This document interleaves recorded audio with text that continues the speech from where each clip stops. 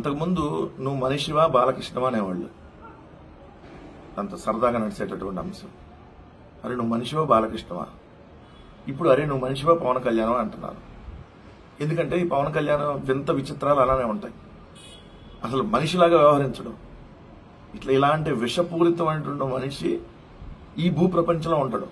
అంత విషం చిమ్మేటటువంటి చంద్రబాబు నాయుడుకి మించి విషం చిమ్ముతున్న వ్యక్తి ఎవరన్నా ఉన్నా అంటే పవన్ కళ్యాణ్. ఒళ్ళంతా విషమే.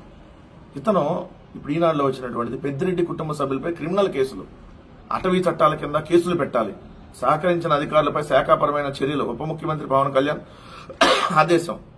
బూతు జ్యోతులు అటవీ భూములను రక్షించలేని అధికారులపై చర్యలు, పెద్దిరెడ్డి కుటుంబ ఆక్రమణలపై క్రిమినల్ కేసులు ఉప ముఖ్యమంత్రి పవన్ కళ్యాణ్ ఆదేశాలు.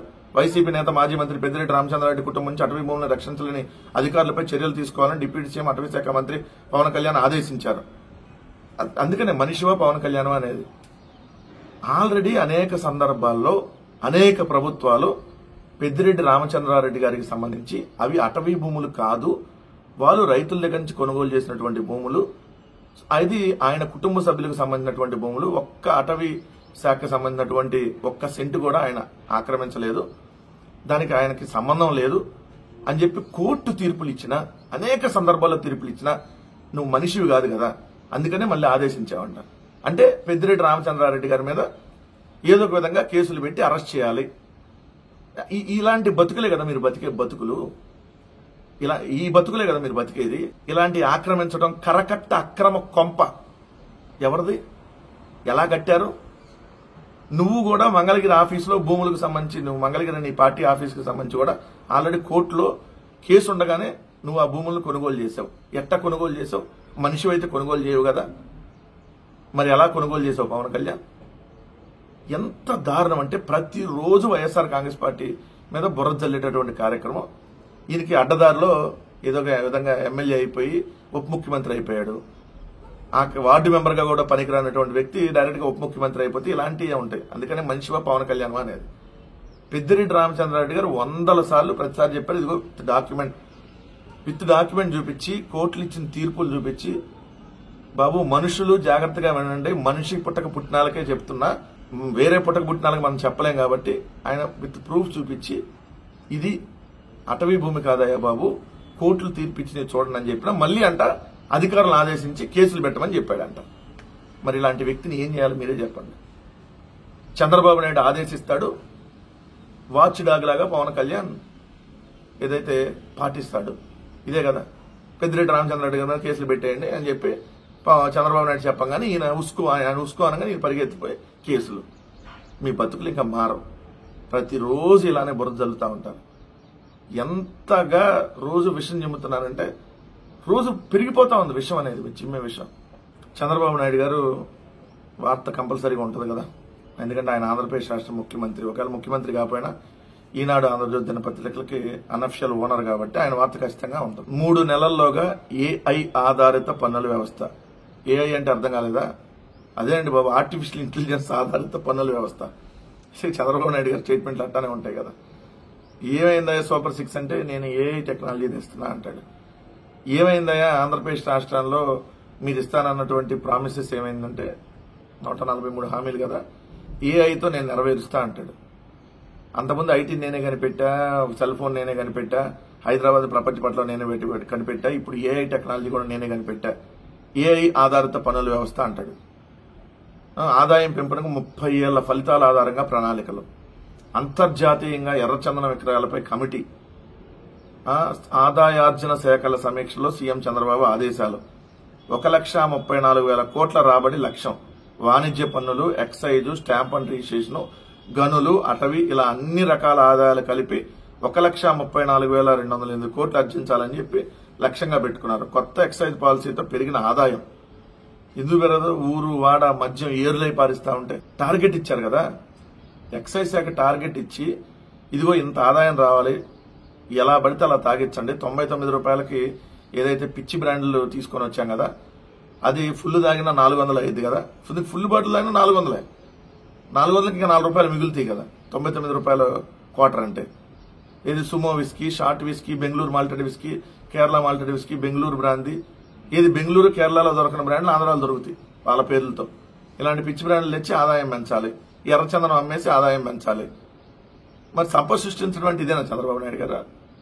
మీరు మొన్నటిదాకా సంపద సృష్టిస్తా అన్నారు కదా, ఏంటి సంపద సృష్టి అంటే పన్నుల ఆదాయం పెంచడం సంపద సృష్టి అంట. ఇది వాణిజ్య పన్నులు పెంచడం సంపద సృష్టి, ఎక్సైజ్ సంబంధించినటువంటిది విచ్చలవిడిగా మద్యం తాగించి దాని ద్వారా వచ్చే ఆదాయంతో సంపద సృష్టి, స్టాంప్ అండ్ రిజిస్ట్రేషన్లు ఏదైతే వాళ్ళ ఫీజులు పెంచేసి జనాల మీద ఎత్తిన భారం వేసేసి సంపద సృష్టించడం, ఇది చంద్రబాబు నాయుడు గారు. అయితే అటవీ భూములు ఇంకో భూములను తాకట్టు పెట్టేసి గనుల శాఖను ఆల్రెడీ తాకట్టు పెట్టారు, పెట్టి 9,000 కోట్లు తీసుకొని వస్తున్నారు. అదే సంపద సృష్టి. సంపద సృష్టి ఏంటంటే అమ్మేయటం, లేదంటే విచ్చలవిడిగా మద్యాన్ని ఏర్లై పారించి ఏదైతే సంపద సృష్టించడం. ఇదే చంద్రబాబు నాయుడు గారు. ఇదేనా ఏఐ టెక్నాలజీతో 3 నెలల్లో మీరు చేసేటటువంటి అద్భుతం? సిగ్గుండాలి ముఖ్యమంత్రి గారు. అంటే మీకు లేదనుకోండి, బట్ ఎప్పుడన్నా వస్తుందేమో అని చెప్పి మేమైతే చెప్పాలి కదా మీకు. ఇలా ఆంధ్రప్రదేశ్ రాష్ట్ర ముఖ్యమంత్రి రోజు రోజుకి వ్యవహరిస్తున్నటువంటి వింత విచిత్రమైనటువంటి ధోరణి, మరోసారి ప్రజలపై పన్నుల భారం వేయబోతున్నా అని చెప్పి డైరెక్ట్ గానే టార్గెట్ గా చంద్రబాబు నాయుడు గారు అన్ని పెంచబోతా ఉన్నాడు, అన్ని రేట్లు పెరగబోతా ఉన్నాయి, ప్రజల నెత్తిన మరోసారి భారం పడబోతా ఉందనేది మరోసారి స్పష్టంగా కనపడింది. ఇంకో వార్త, కాంగ్రెస్ నేత హత్య కేసులో ఎమ్మెల్యే గుమ్మనూరు సోదరుడు అరెస్ట్. కాంగ్రెస్ నాయకుడు హత్య కేసులో గుంతకల్ ఎమ్మెల్యే గుమ్మనూరు జయరాం సోదరుడు టీడీపీ నాయకుడు గుమ్మనూరు నారాయణను పోలీసులు అరెస్ట్ చేశారు. గత నెల 27న జరిగిన ఆలూరు నియోజకవర్గ కాంగ్రెస్ పార్టీ ఇన్ఛార్జి ఎంఆర్పీఎస్ రాయలసీమ జిల్లాల అధ్యక్షుడు చిప్పగిరి లక్ష్మీనారాయణ హత్య కేసులో గుమ్మనూరు నారాయణ పాత్ర ఉందని ఏఎస్పీ హుస్సేన్ పీరా తెలిపారు. లక్ష్మీనారాయణకు గుమ్మనూరు నారాయణకు మధ్య రైల్వే టెండర్లో కమిషన్ల విషయంలో వివాదాలు ఉన్నాయని, సో ఆ విషయంలో ఈయన హత్య చేశాడని చెప్పి పోలీసులు నిర్ధారించి అరెస్ట్ చేశారు. ఈ ప్రభుత్వంలో తెలుగుదేశం వాళ్ళనే చంపేస్తారు, తెలుగుదేశం వాళ్ళు వైఎస్ఆర్సీపీ వాళ్ళని చంపేస్తారు, తెలుగుదేశం వాళ్ళు ఉన్నారో లేదో తెలియని కాంగ్రెస్ పార్టీ వాళ్ళని కూడా చంపేస్తారు, తెలుగుదేశం వాళ్ళు రోడ్డును ఎవరు కనపడితే వాళ్ళకి ఎవరు ప్రత్యర్థులు అనుకుంటే వాళ్ళని చంపేస్తారు, ఎవరిని బుద్ధి పుడితే వాళ్ళని చంపేస్తారు. ఎందుకంటే మన వీరయ్య చౌదరి అట్లా నాయుడుపేటలో తెలుగుదేశం నాయకుడు హత్య జరిగింది, అదే సేమ్ తెలుగుదేశం వాళ్ళే చంపారు. వీరయ్య చౌదరి హత్య కేసులో కూడా తెలుగుదేశం వాళ్ళే. అంటే ఈ రాష్ట్రంలో శాంతి భద్రతలు చాలా బ్రహ్మాండంగా ఉన్నాయి.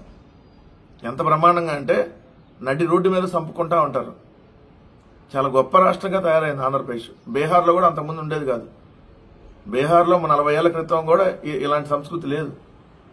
సో ఎక్కడ కనబడితే అక్కడ మహిళల్ని చీర కట్టుకుంటా అన్నా కూడా పర్మిషన్ ఇవ్వరు, నైటీలో ఉన్నా ఎత్తుకెళ్లిపోతారు, ఇష్టానురీతిగా వ్యవహరిస్తారు. ఓ మాజీ మంత్రిని ఒక పోలీసు ఇష్టం వచ్చినట్టుగా దౌర్జన్యం చేస్తాడు.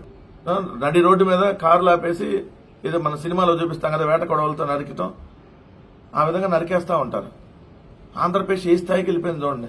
ఏఐ టెక్నాలజీకి కంటే ఎక్కువ స్థాయికి వెళ్ళిపోయింది. ఇప్పుడు ఏ టెక్నాలజీతో పని లేదు, డైరెక్ట్ గా నరికేయటమే. ఇది ఏముంటుంది, తర్వాత బయలుదేరుతారు. మరి గుమ్మనూరు జయరాం సోదరుడు చేశారంటే మరి గుమ్మనూరు జయరాంకి సంబంధం ఉండదు.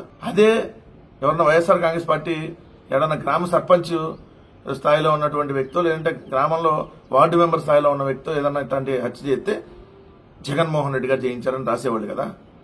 జగన్మోహన్ రెడ్డి గారు అండదండలతో ఆ గ్రామ సర్పంచ్ ఫలానా వాళ్ళని హత్య చేశాడని రాసేవాడు కదా. మరి మీ బతుకులు ఇప్పుడు కూడా రాయాలి కదా. గుమ్మనూరు జయరాము మరి తెలుగుదేశం పార్టీ ఈ విధంగా హత్య రాజకీయాలకి తెలుగుదేశం పార్టీ నాయకులు విచ్చలవిడిగా హత్యలు చేస్తున్నారని రాయాలి కదా మీ బ్రోకర్ పత్రికల్లో. కానీ ఆంధ్రప్రదేశ్ రాష్ట్రంలో ఎలాంటి సంఘటనలు రోజు రోజుకి జరుగుతూ ఉన్నాయంటే భయభ్రాంతులకు గురయ్యేటటువంటి సంఘటనలు. చిన్నపిల్లలు స్కూల్కి వెళ్తే తిరిగి వస్తారని గ్యారంటీ లేదు. ఏదైతే చిన్నపిల్లని కాదు, అసలు జనరల్ గా మనుషులు ఎవరైనా బయటకు వెళ్తే, మగవాళ్ళైనా ఆడవాళ్ళైనా బయటకు వెళ్తే సాయంత్రం మళ్ళీ ఇంటికి తిరిగి వస్తారన్న గ్యారంటీ పరిస్థితులు ఆంధ్రప్రదేశ్ రాష్ట్రంలో లేవు. ఎప్పుడు ఏ సంఘటన జరిగిద్దో, ఎవరు ఎలా అటాక్ చేస్తారో, ఎవరిని నమ్ముతున్నారో తెలియనటువంటి భయానక పరిస్థితులు ఆంధ్రప్రదేశ్ లో ఉన్నాయనేది మాత్రం స్పష్టంగా కనపడతా ఉంది. ఈ 11 నెలల్లో ఆంధ్రప్రదేశ్ రాష్ట్రం అత్యంత దారుణమైనటువంటి పరిస్థితిలోకి నెట్టివేయబడింది ఈ కూటమి ప్రభుత్వంలో అనేది మాత్రం క్లియర్ గా కనపడుతుంది.